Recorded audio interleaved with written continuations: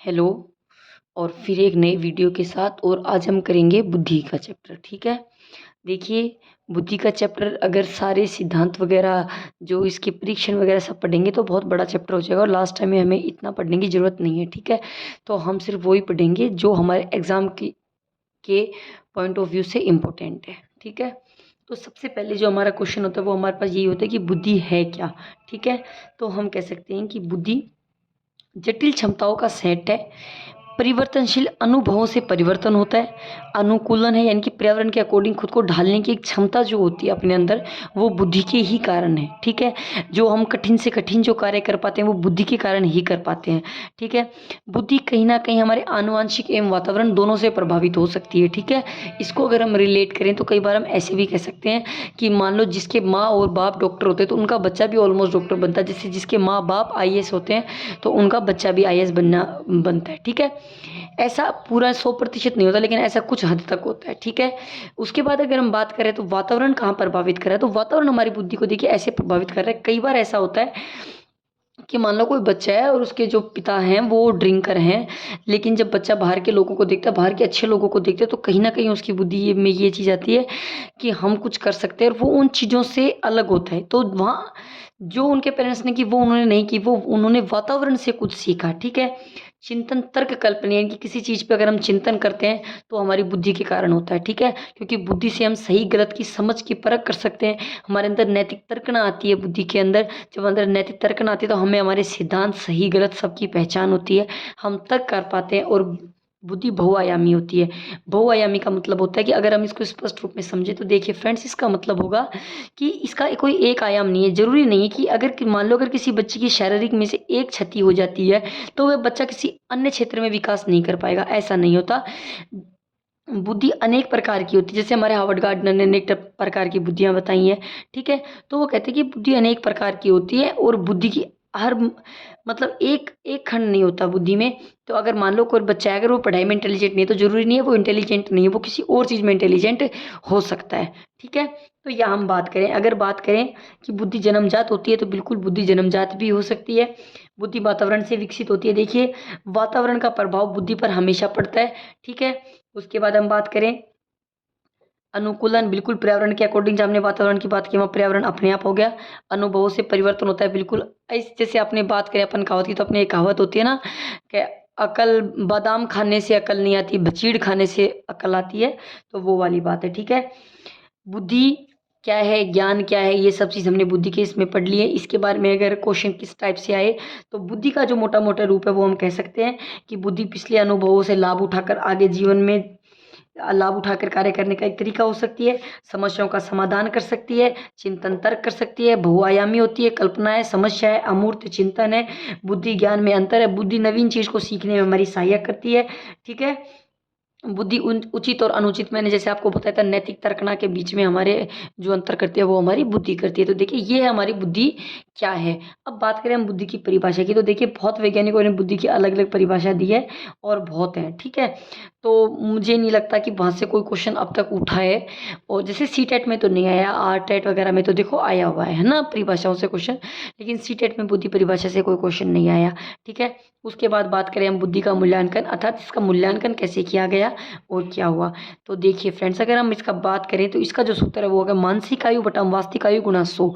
इसमें क्वेश्चन कैसे भी पूछा जा सकता है, मानसिक आयु को छोड़ के हमें जो वास्तविक आयु है वो दे दी, जो बच्चे की जो शैक्षिक वो उपलब्धि है वो दे दी, आईक्यू दे दी उसकी, फिर उसके बाद में पूछ लिया, या हमें कैसे भी करके इसको क्वेश्चन को घुमा के दे सकता है। ठीक है, तो सबसे पहले कहाँ किया गया था, फ्रांस में किया गया था। ठीक है, फ्रांस के मिनिस्टर ने ये फर्स्ट टेस्ट करवाया था, लेकिन ये टेस्ट कोई सही साबित नहीं हुआ था, क्योंकि कई रीजन थे इसके। ठीक है, जैसे मान लो अगर वहाँ के लोगों को इंग्लिश ज़्यादा आ रही थी, ठीक है, और मान लो वहाँ कोई इंडियन था उनको हिंदी आ रही थी, तो वो जो इंग्लिश वाले थे वो तुरंत जवाब दे पा रहे थे, लेकिन वो हिंदी वाले जवाब नहीं दे पा रहे थे। तो आता उनको भी है, ऐसा नहीं है कि उनको नहीं आ रहा था, लेकिन वो जवाब नहीं दे पा रहे थे। तो हम ये कह सकते हैं कि कहीं ना कहीं ये 100% वैलिड नहीं था। ठीक है, ओके, अब इसकी हम बात करें इसमें कब परिवर्तन हुआ, वो पहले ये सूत्र क्या था। ठीक है, तो ये साइमन ने दिया, इसलिए इसको हम साइमन कह सकते हैं। सबसे पहले अगर हम सबसे पहले बात करें तो देखिए आईक्यू शब्द जो दिया था वह किसने दिया था, आईक्यू जो शब्द है वह स्टर्न ने दिया था। ठीक है। लेकिन सबसे पहले जो हमारा सूत्र दिया था वो किसने दिया था, हमारे बिने ने दिया था। ठीक है, 1905 में बिने ने ये सूत्र दिया। उसके बाद में उन्होंने 3 बार इसमें परिवर्तन किए, 1908 में, 1912 में और 1916 में। ठीक है, बात करें 1905 में तो बिने और साइमन के द्वारा तैयार किया गया था। इस प्रश्न की जो मूल भाषा थी वो फ्रांसीस थी और अंग्रेजी शब्द का जो अनुवाद था वो किसने किया था, गोडार्ड ने किया था। ठीक है, यहाँ से कभी प्रश्न नहीं पूछा जाता, क्वेश्चन सीधा होता है, फॉर्मूला दे दिया और आपसे IQ पूछ ले। ठीक है, बुद्धि लब्धि पूछ ली। ठीक है, मानसिक आयु दे दिया, CA पूछ ली। क्वेश्चन को ये फॉर्मूला याद होना चाहिए, फिर क्वेश्चन आप कैसे भी कर सकते हो। ठीक है, उसके बाद जो परिवर्तन हुआ वो स्टैनफोर्ड ने किया था, उसका प्रथम संशोधित रूप था। ठीक है, तो IQ शब्द सबसे पहले जिसने यूज किया वो हमारे स्टन थे। बुद्धि लब्धि का सूत्र जो सबसे पहले दिया वो हमारे बिने ने दिया। व्यक्तिगत भिन्नता जो हमारा दिया वो हमारे गाल्टन ने दिया। मानसिक प्रशिक्षण दिया वो हमारे कैटल ने दिया। मानसिक आयु दिया वो बिने ने दिया और IQ शब्द दिया वो स्टन ने दिया। देखिए ये चीज़ें हैं, थोड़ी सी ऐसे है कि हम इनमें घूम जाते हैं कि बुद्धि लब्धि, बुद्धि को बुद्धि लब्धि से जोड़ देते हैं। तो मैं फिर बोल रही हूँ, बुद्धि शब्द शब्द दिया था गाल्टन ने, व्यक्तिक भिन्नता शब्द भी दिया था गाल्टन ने, मानसिक प्रशिक्षण किया था रेमंड कैटल ने और मानसिक आयु दिया था बिने साइमन ने और IQ दिया था स्टन ने और सूत्र दिया था बिने ने। ठीक है, ओके। उसके बाद हम बात करते हैं नेक्स्ट टॉपिक की। बात आई हमारी बुद्धि लब्धि और उसकी स्थिति। तो देखिए पहली बात तो ये है कि ये हमारे पास एक सारणी है। ठीक है, 25 से कम को कहेंगे हम जड़ बुद्धि। इम्पोर्टेंट जो है परिभाषाएं जो बनी हुई है वो तो सामान्य बुद्धि से ज़्यादा बनी हुई है, लेकिन इन तीनों को ढंग से याद कर लेना। बाकी मूड मर्क सामान्य इन बुद्धियों से कम पूछा जाता है। ठीक है, तो मेन जो हम फोकस करेंगे वो हम हमारे एग्जाम के इस पर्पज़ से कर रहे हैं। तो देखिए फ्रेंड्स, जब हमारे एग्जाम के पर्पज़ से कर रहे हैं तो कहीं ना कहीं हम 25 से कम जड़ बुद्धि, 25 से 49 मूड बुद्धि, 50 से 69 मूर्ख बुद्धि, 70 से 89 मंद बुद्धि, 80 से 79 सामान्य बुद्धि से नीचे, 90 से 109 सामान्य बुद्धि।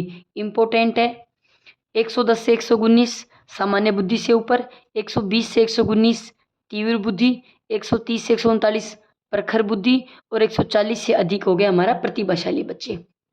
ठीक है, तो देखिए जब हम इनकी बात करें तो ये तीन हमें एकदम याद रखने हैं, एकदम सटीक तरीके से याद रखने हैं, क्योंकि सामान्य बुद्धि से क्वेश्चन कई बार आ सकता है कि सामान्य बुद्धि में बुद्धि लब्धि कितनी होती है। ठीक है, तो यहाँ अगर 9 से 110 हो तो भी कोई इशू नहीं है, क्योंकि इसके मोस्टली जो क्वेश्चन आए हुए फ्रेंड्स वो 110 से 90 और 110 के आए हुए हैं। ठीक है, जैसे आप अपने और टेस्ट के एग्जाम पेपर उठा के देखोगे तो आपको वहाँ पता लग जाएगा। IQ टेस्ट ऑथेंटिक नहीं है, वातावरण का भी प्रभाव पड़ता है, क्योंकि IQ के आधार पर भेदभाव नहीं करना चाहिए। ये बात मैंने आपको बता दी कि जब ये फ्रांस में हुआ था तो उस टाइम गोरे कालों का जो भेदभाव था वो वहाँ प्रदर्शित हुआ था कि जब वो भाषा यूज़ की जा रही थी तो अगर वहाँ इंग्लिश में अगर इंग्लिश में था तो वो बच्चे इंग्लिश को जल्दी बता पा रहे थे, जो हमारे इंडियन बच्चे थे वो उस क्वेश्चंस को नहीं कर पा रहे थे। लेकिन इसका मतलब ये नहीं था कि वो क्वेश्चन उनको आ नहीं रहे थे, वो इतनी सी बात थी कि वो बच्चे कहीं ना कहीं उस चीज़ को बताने में, उनको समझने में थोड़ी कठिनाई हो रही थी। जैसे अब आप समझ जाइए कि कोई गाँव का बच्चा है और उसके सामने अगर कोई हिंदी बोलेगा तो वो एक बार के लिए अटकेगा और उसकी बात क्यों करे। अपनी जो शुद्ध मारवाड़ी है वो अपन हिंदी जो दिन रात हिंदी सुनता है उसके सामने बोलेंगे तो उसको भी थोड़ा अटकाव महसूस होगा उसमें, है ना। तो वो सबके लिए ही है, तो इसलिए इसको ऑथेंटिक नहीं माना गया था कि भाई ये कोई ज़रूरी नहीं है कि ये ऐसा ही हो अगर, तो फिर इसमें कई और परिवर्तन किए गए थे। स्टन, बिने, उनके बाद में हमने बात की बुद्धि लब्धि और उसकी स्थिति। ठीक है, बुद्धि लब्धि स्थिति की ये बात तो यहाँ तक ठीक है, यहाँ 3 से क्वेश्चन आ जाता है। लेकिन अगर अपन बात करें APA और NCERT ने जो प्रकाशित कर रखी है उसकी बात करें, ठीक है, तो जो हमारे उन्होंने प्रकाशित कर रखी है अगर उनकी हम बात करें तो देखिए वो कहते हैं कि 70 से जो कम है मंदित और चुनौतीग्रस्त बच्चे हैं वो हमारे कितने हैं, 2.2%। ठीक है, उसके बाद अगर हम बात करें वो कहते हैं कि भी 70 से कम वालों को उन्होंने 2.2 में रखा। ठीक है, 70 से 89 वालों को उन्होंने 6.7% है। ठीक है, 80 से जो 90 हैं, यानी कि अगर हम बात करें निर्बल औसत यानी कि औसत से नीचे, तो वो है 16.1 और ये हैं हमारे 50%। और हमारे जो प्रखर बच्चे हम कह सकते हैं तीव्र बुद्धि वाले वो है हमारे 16.1। तो यानी कि इससे एक अंदाजा है कि जो मोस्टली जो बच्चे हैं वो हमारे यहाँ कैसे हैं, एवरेज, औसत बच्चे हमारे पास ज़्यादा हैं। ठीक है, आईक्यू टेस्ट ऑथेंटिक नहीं है, वातावरण को भी प्रभावित करता है, ठीक है, वातावरण का भी प्रभाव पड़ता है और आईक्यू के आधार पर भेदभाव नहीं करना चाहिए, ठीक है। उसके बाद बात करेंगे हम प्रतिभाशाली बच्चों की। तो प्रतिभाशाली बच्चे जो हैं वो कैसे होते हैं, तो इसमें जो सबसे बेस्ट जो परिभाषा है वो है रेंजुएले की, ठीक है। और रेंजुएले क्या कहते हैं, इन्होंने त्रिवृत्ति यदि वृत्तीय प्रतिभाशाली की अवधारणा, ठीक है। इन्होंने कहा हाई एबिलिटी, हाई क्रिएटिविटी और हाई कमिटमेंट, ठीक है। यानी कि जो औसत है बच्चे की, जो क्षमता है उससे ऊपर की क्षमता होनी चाहिए, जो रचनात्मकता है उससे ऊपर की रचनात्मकता होनी चाहिए, और हाई कमिटमेंट यानी कि कार्य प्रतिबद्धता का उच्च स्तर और रचनात्मक परस्पर प्रभाव, ठीक है। यानी कि कहीं ना कहीं वो कमिटमेंट को, यानी कि बच्चा जो कार्य कर रहा है वह उसमें कितनी रचनात्मकता का उपयोग कर रहा है, यानी कि कार्य प्रतिबद्धता और उच्च स्तर पर कमिटमेंट, रचनात्मक परस्पर प्रभाव, ठीक है। अब ये क्या था, इन्होंने किस किस चीज़ पे जोर दिया था, तो देखिए जब प्रतिभाशाली बच्चों की जो बात होती है, उनके जो गुण है उनसे जो ऑप्शन आएगा अपने पास, वो इन 4 ऑप्शंस में एक ऑप्शंस का भी आ सकता है, ठीक है। हो सकते हैं वो एक कमी भी लिख दें उसके अंदर, ठीक है। तो इनके जो गुण होते हैं, सोच में सटीकता और झुकाव, ठीक है, आत्मनिर्भर डिसीजन लेते हैं, ठीक है। कई बच्चे होते हैं, जैसे अपन देखते हैं अपने एरियाज में भी हम देखते हैं कि पेरेंट्स को बताना पड़ता है कि तुम ये सब्जेक्ट ले लो, तुम ये कर सकते हो, लेकिन वो बच्चे सेल्फ डिपेंडेंट होते हैं, उनको इतना पता होता है कि देखिए मुझे मैथ्स लेनी है और मुझे मैथ्स लेके एनडीए में जाना है, ठीक है। वो सटीक रहता है कहीं ना कहीं, आत्म क्षमता होती है उनके अंदर, इतनी एबिलिटी होती है कि वो उनको कर सकते हैं, बोध गम्यता होती है, रचनात्मकता होती है, एक्स्ट्रा सपोर्ट की जरूरत पड़ती है, high level of mental process and मानसिक क्रियाओं में परिवर्तनशीलता और उनका लचीलापन। ये हमारी बात होगी प्रतिभाशाली की। सबसे बेस्ट जो प्रतिभाशाली दी है वो दी हमारे रेंजुएले ने, और रेंजुएले कहते हैं कि औसत क्षमता से ऊपर, औसत रचनात्मकता से ऊपर और हाई कमिटमेंट, मतलब इनकी जो कार्य करने की जो क्षमता होगी उसमें जब बच्चा का उच्च स्तर पर कार्य करेगा तो रचनात्मकता में परस्पर प्रभाव उन पर आधारित होगा, ठीक है। उसकी जो विशेषताएं हैं वो हमने पढ़ ली। अब हम बात करेंगे कि बुद्धि के सिद्धांत, कौन सा सिद्धांत किस वैज्ञानिक ने दिया, और हार्वर्ड गार्डनर बुद्धि को पढ़ेंगे, क्योंकि जो हार्वर्ड गार्डनर बुद्धि है उसी से एक क्वेश्चन पक्का है। क्वेश्चन परिभाषाओं के गुण पूछ के भी किया जा सकता है, जैसे बुद्धि के मैंने आपको बताया बहुआयामी है, परिवर्तनशील है, वातावरण से प्रभावित होती है, आनुवंशिकता का प्रभाव पड़ता है, पुराने अनुभव से नए अनुभव के लिए होता है, सही गलत की तर्क करने में लाभदायक होता है, ठीक है। बुद्धि लब्धि की हमने बात कर ली। यहाँ पे इन तीनों में से क्वेश्चन अगर पूछे तो आ सकता है। प्रतिभाशाली बच्चे की विशेषताएं पूछी जा सकती हैं, ठीक है। परिभाषाली भी पूछे, त्रिवृत्ति किसने दी है, लेकिन उसकी विशेषताएं पूछे। अब हम बात करेंगे कि कौन सा सिद्धांत किसने दिया, और हम इसके सारे सिद्धांतों की बात करने के बाद करेंगे हम हार्वर्ड गार्डनर की बात, ठीक है। अब हम बात करेंगे बुद्धि के सिद्धांत की, ठीक है। कुछ हम ट्रिक्स याद करने की कोशिश करेंगे और कुछ हम अपने आप याद करेंगे। तो देखिए सबसे पहला सिद्धांत जो है वो है एक तत्व का सिद्धांत। तो देखिए ये हमारे बिने ने दिया था। तो देखिए एक तत्व का सिद्धांत हमारे बिने और स्टर्न ने दिया, ठीक है। इतनी बात मान दें कि बिने और स्टर्न ने दिया, लेकिन जैसे हम और टेट के एग्जाम उठाएंगे प्रीवियस ईयर के, तो उसमें एक दो वैज्ञानिकों के और भी नाम है, ठीक है। तो मेन जो है, हम मेन को पढ़ रहे हैं इसलिए मेन जो एक तत्व का सिद्धांत दिया था वो किसने दिया था, हमारे बिने और स्टर्न ने, ठीक है। बाकी देखिए कैली थे और जॉनसन थे, उन सब ने बुद्धि को एक खंड माना, लेकिन ये सबसे गलत सिद्धांत था, क्योंकि बुद्धि कभी भी एक तत्व से बनी हुई नहीं होती। जरूरी नहीं होता है कि अगर बच्चे का एक कोई अंग या ऐसे कट जाए तो बच्चा फिर किसी क्षेत्र में प्रगति नहीं कर पाएगा, ऐसा नहीं होता, ठीक है। एक तत्व का सिद्धांत, ठीक है। एक तत्व का सिद्धांत बिने कैसे याद रखेंगे, एक ए नंबर पे क्या होता है, ए के बाद क्या आता है बी, बिने, ए बिने, ए बिने। उसके बाद है द्वि तत्व का सिद्धांत, जी और एस, ठीक है। जनरल और स्पेसिफिक, सामान्य और विशिष्ट। सामान्य जो हमारे पास होती है, विशिष्ट जो हम एक पर्टिकुलर किसी चीज में विशिष्टता को ग्रहण करते हैं। द्वितत्व को कैसे याद रखेंगे कि पहली ए था, ए अकेला रहता था मकान में, तो इसने क्या सोचा कि मुझे गर्लफ्रेंड बना लेनी चाहिए। क्या बना लेनी चाहिए, गर्लफ्रेंड। द्वितत्व, तो गर्लफ्रेंड बनाते ये क्या हो गए, दो हो गए।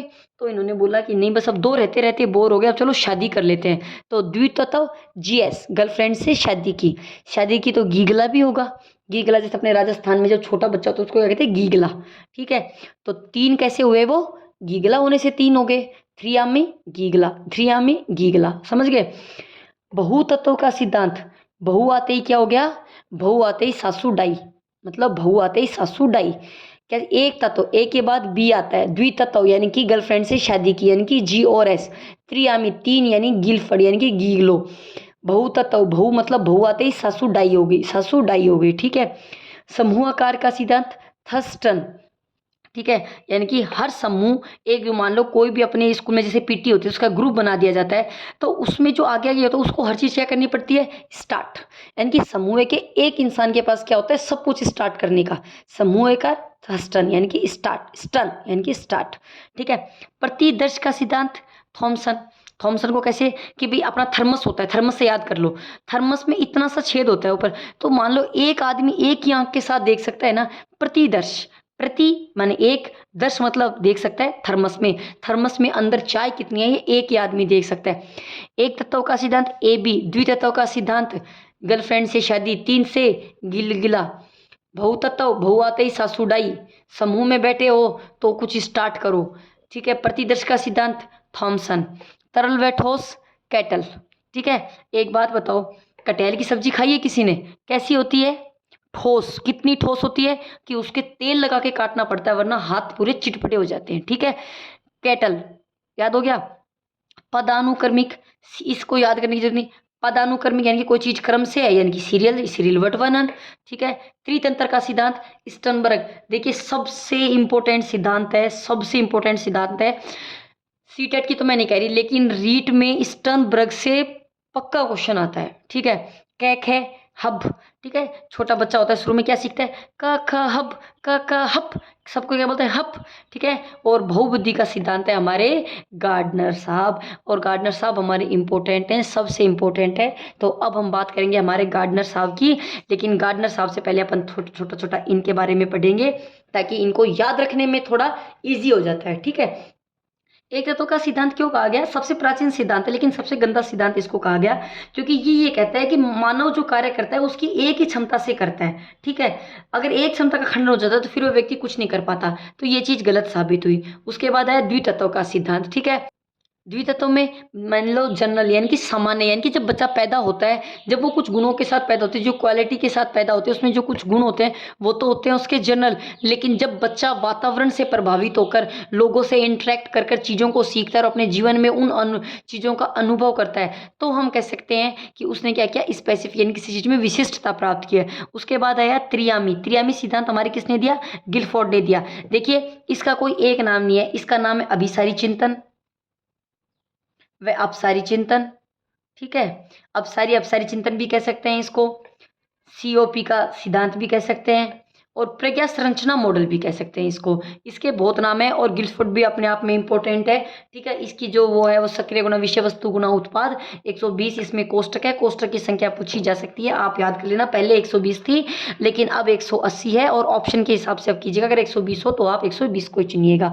बहुतत्व का सिद्धांत थॉर्नडाइक, थॉर्नडाइक क्या कहते हैं, हमारे थॉर्नडाइक है, तो थॉर्नडाइक क्या कहते हैं, थॉर्नडाइक ये बात कहते हैं, थॉर्नडाइक के जो सिद्धांत है वो इस टाइप से होता है, कैसे होता है, ये छोटा छोटे छोटे छोटे छोटे छोटे छोटे, ठीक है। तो थॉर्नडाइक जो होते हैं वो कहते हैं, इसको मात्रात्मक सिद्धांत भी बोल सकते हैं, बालू का सिद्धांत भी बोल सकते हैं, परमाणुवादी सिद्धांत भी बोल सकते हैं, संश्लेषित सिद्धांत भी बोल सकते हैं, लेकिन इन नामों से बहुत कम पूछा जाता है, जो ज़्यादा पूछा जाता है वो बहुतत्व सिद्धांत के नाम से ही पूछा जाता है। और इस सिद्धांत की तुलना उन्हें एक मतलब अनार के फल और बालू के ढेर के साथ की गई है, ठीक है। उन्होंने कहा कि बुद्धि का निर्माण अनेक योग्यताओं से मिलकर होता है और ये योग्यताएं आपस में एक दूसरे से संबंधित होते हुए अपने अपने क्षेत्र का स्वतंत्र प्रतिनिधित्व करती हैं। मतलब बहुत सारी योग्यताएं होती हैं लेकिन ये जो योग्यताएं होती हैं जो अपना कार्य करती हैं ये एक दूसरे से स्वतंत्र होते हुए अपना अपना कार्य करती हैं, ठीक है। उसके बाद है तरल एवं ठोस की, पदानुक्रमिक श्रेणीबद्ध वर्णन, त्रितंत्र जो स्टर्नबर्ग है बिल्कुल इंपॉर्टेंट है। इसमें इन्होंने तीन चीजें बताई थी, संदर्भात्मक, अनुभवजन्य और घटकीय, ठीक है। ये कहते हैं कि भाई व्यक्ति की जो क्षमता होती है ना वो विशिष्ट परिस्थितियों में अगर समस्या समाधान करने के लिए जब बच्चा तैयार होता है तो वह किस प्रकार से अपनी क्षमताओं को काम में लेता है, तो वो संदर्भात्मक थी। अनुभव की, उसने जो किया उससे क्या अनुभव प्राप्त किया और उन अनुभव को अपने जीवन में कैसे काम में लिया वो उनके अनुभव के ऊपर था। घटकीय थी, विश्लेषणात्मक थी, ठीक है। यानी कि जो इंसान होता है वो अमूर्त चिंतन की क्षमता पाई जाती है, इनकी विश्लेषण की उसमें क्षमता पाई जाती है। क्या है, और बहुबुद्धि गार्डनर, गार्डनर को हम विस्तार रूप से पढ़ेंगे क्योंकि हमारा गार्डनर जरूर क्वेश्चन लेके आता है। अब बात करें हावर्ड गार्डनर की, ठीक है। तो देखिए हार्वर्ड गार्डनर की बात करें अपन, तो हार्वर्ड गार्डनर क्या कहते हैं? पहली बात तो इम्पोर्टेंट क्वेश्चन है, ठीक है, और इनके सिद्धांत को मल्टीपल इंटेलिजेंसी भी कह सकते हैं, ठीक है। अगर इस सिद्धांत की बात करें तो ये कहते हैं कि बुद्धि बहुआयामी होती है, ठीक है, और मतलब कि जरूरी नहीं होता कि बुद्धि का जो क्षेत्र होता है, अगर मान लो कोई भी मानसिक हमारे क्षतिग्रस्त होता है, ठीक है, तो उसका प्रभाव व्यक्ति की विशेष क्षमता पर पड़ता है, ना कि उसके सभी क्षमताओं पर पड़ता है, ठीक है। वह व्यक्ति किसी भी फील्ड में प्रगति कर सकता है, ठीक है, ऐसा उनका कहना था। वो कहते थे कि जब उन्होंने खुद के सिद्धांत दिए थे, ठीक है, तो उन्होंने कहा था कि व्यक्ति में अलग अलग प्रकार की बुद्धि होती है, ठीक है। वो बुद्धि भाषाई बुद्धि, तार्किक बुद्धि, स्थानिक बुद्धि, शारीरिक गति बुद्धि, संगीतात्मक बुद्धि, अंतर्वैयक्तिक बुद्धि, अंतर्वैयक्तिक बुद्धि और प्रकृतिवादी। देखो, सबसे पहले इन्होंने 7 ही प्रकार बताए थे, ठीक है। उसके बाद उन्होंने जो पहला संशोधन किया वो कब किया? 1998 में, और उन्होंने उसमें कौन सा प्रकार जोड़ दिया? 8वां प्रकार जोड़ा।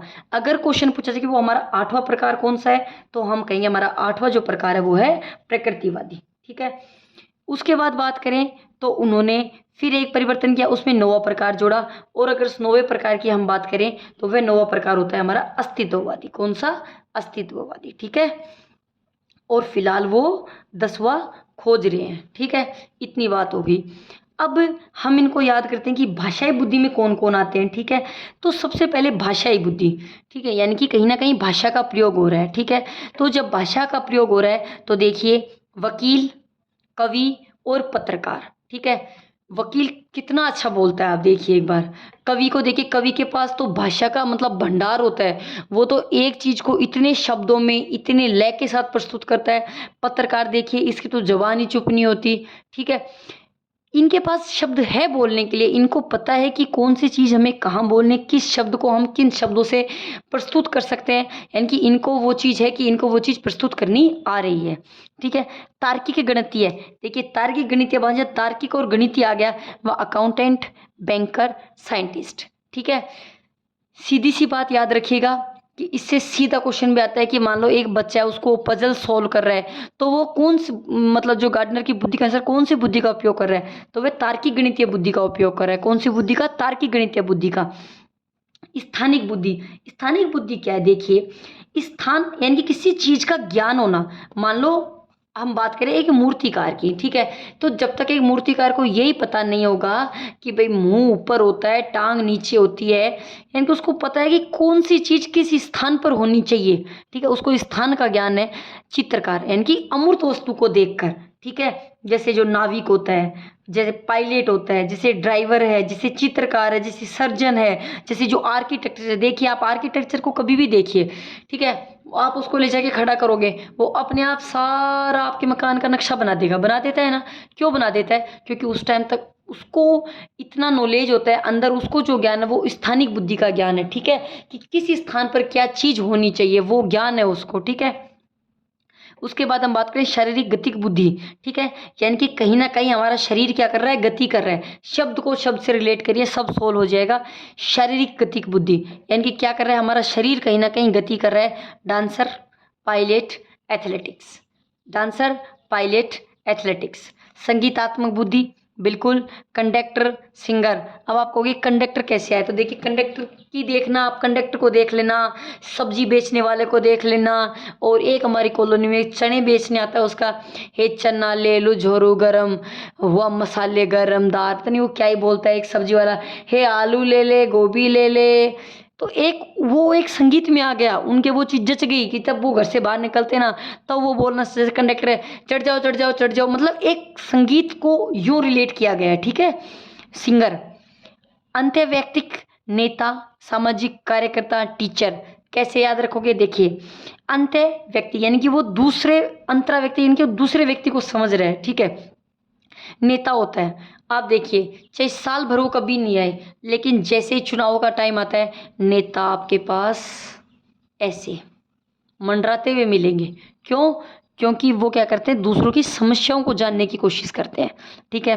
सामाजिक, बिल्कुल, जो व्यक्ति सामाजिक होता है वो देखना दूसरों की बातों को इजीली समझ जाता है, ठीक है। कार्यकर्ता और टीचर, टीचर तो बच्चों की बातों को बहुत ढंग से समझ आता है, लेकिन ये जो होते हैं ये दूसरों की बातों को समझते हैं, दूसरों के भावों को समझते हैं, ठीक है। उसके बाद अंतःवैयक्तिक, ठीक है, ये व्यक्ति कैसे होते हैं कि खुद के मन को, यानी कि ये दूसरों की भावनाओं को जल्दी से नहीं समझ पाते, ठीक है। तो इनको हम कहेंगे आध्यात्मिक और गुरु। आध्यात्मिक जैसे देखते ना, वो काफ़ी लोग होते हैं वो पहाड़ों पे बैठ के योगा करते हैं, वो मेडिटेशंस करते हैं, तो वो बुद्धि को उस हिसाब से ही ट्रेंड रखते हैं कि बस उनकी जो मतलब उनकी सोच उस वहाँ तक ही सीमित होती है। वो शांत रहना पसंद करते हैं हर चीज़ के लिए, खुद की मन की बात नहीं बोलते वो, ठीक है।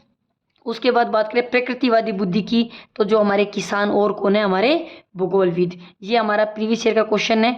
बुद्धिमत्ता का अनुभवात्मक तत्व क्या है, तो वह है हमारा व्यवहारिक, ठीक है। सबसे पहले हमने बुद्धि की परिभाषा पढ़ी, फिर हमने बुद्धि का सूत्र पढ़ा, ठीक है। बुद्धि का सूत्र पढ़ने के बाद में हमने बुद्धि की जो लब्धि है वो पढ़ी, ठीक है। उसमें जो इंपॉर्टेंट है वो मैंने आपको बता दिया। उसके बाद हमने बुद्धि के सिद्धांत पढ़े, कौन सा सिद्धांत किसने दिया, और उसके बाद में हमने विस्तार रूप से पढ़ा है हमारे हार्वर्ड गार्डनर को। देखिए यहाँ हम जो परीक्षण है उनकी बात नहीं करेंगे, क्योंकि अगर करते हैं तो बहुत ज़्यादा हो जाएगा, और अब हम इतना भी पढ़ेंगे ना तो हमारे बुद्धि से क्वेश्चन गलत नहीं होंगे, ठीक है। बुद्धि कितने, अब इसमें जो क्वेश्चन है बहुबुद्धि थॉर्नडाइक से, कि क्वेश्चन डायरेक्ट भी पूछा जा सकता है कि मल्टीपल इंटेलिजेंसी सिद्धांत किसने दिया, तो हार्वर्ड गार्डनर ने दिए। उसने अपनी बुद्धि में कितने प्रकार की बुद्धि बताई, तो देखिए, तो ऑथेंटिक रूप से देखें तो देखो अभी तक 8 है, 9वां अभी इतना नाम में आ नहीं रहा है, ठीक है। लेकिन उसके बाद उन्होंने 10वीं भी खोजना स्टार्ट कर दिया।